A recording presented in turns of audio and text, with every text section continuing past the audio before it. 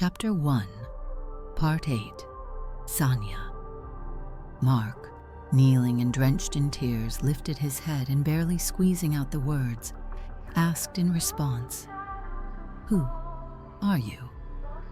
Sania smiled sweetly, her eyes glinting with amusement, and she replied with a soft giggle, "Oh, finally, you ask. I am Sunny." She giggled again, as if it were all just a game to her. Then she leaned in closer and asked, "But who are you?" Mark sat there, confused. He no longer wanted to scream, rage, or argue. All the emotions had drained from him, leaving only emptiness. He quietly answered, "I don't know." Sania giggled once more, offered him her hand, and skipping and laughing led him back to the white door.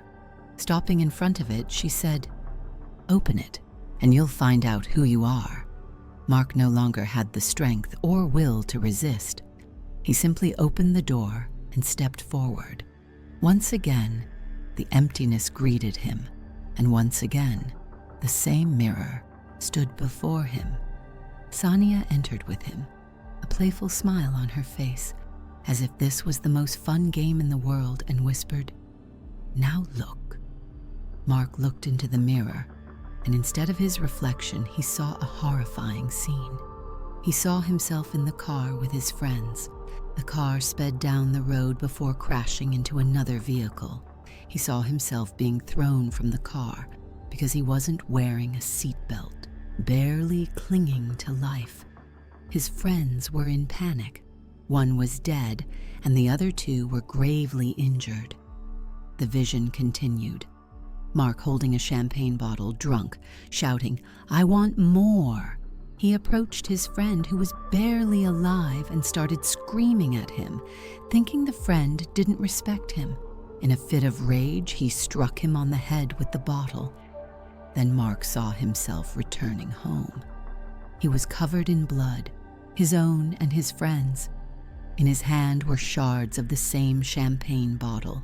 His father, seeing him in such a state, started yelling, but Mark, blinded by anger and a sense of superiority, stabbed his father with the broken glass, shouting, "Death is nothing to me. I am death itself." And then the vision vanished. Mark snapped out of the mirror, frozen in place. His mind swirled with all the terrible images.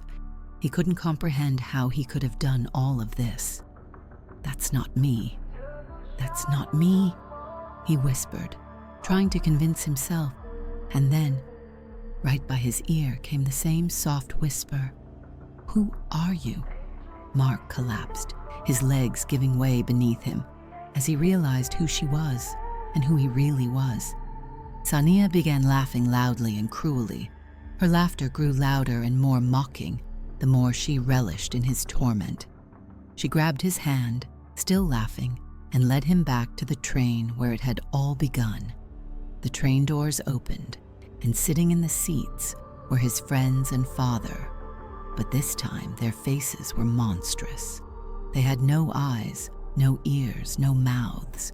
His father looked gaunt, hollow, as if his life had been drained to the last drop. Terror consumed Mark. He turned to Sania and in desperation asked, "Why? Did I have a chance? This wasn't supposed to happen, right?" Sania, still with that sweet smile on her face, replied, "No, it wasn't." Mark, still confused, continued, "Then why did it happen?" She laughed again, tilting her head to the side, and with cold amusement said, "Because I wanted it to." Mark, feeling nothing but emptiness, asked, "Why?" Sania struck a pose like a little spoiled girl, pouted her lips, and mockingly said, "You shouldn't have said death doesn't scare you. Na na na na na." At that moment, Mark was overwhelmed with rage, panic, and terror. But then the train doors began to close. He ran to them, pounding on the doors, screaming and begging for help. But it was too late. The doors slammed shut, and Sania, skipping away and smiling mockingly, vanished into the distance, leaving him trapped. End of chapter 1.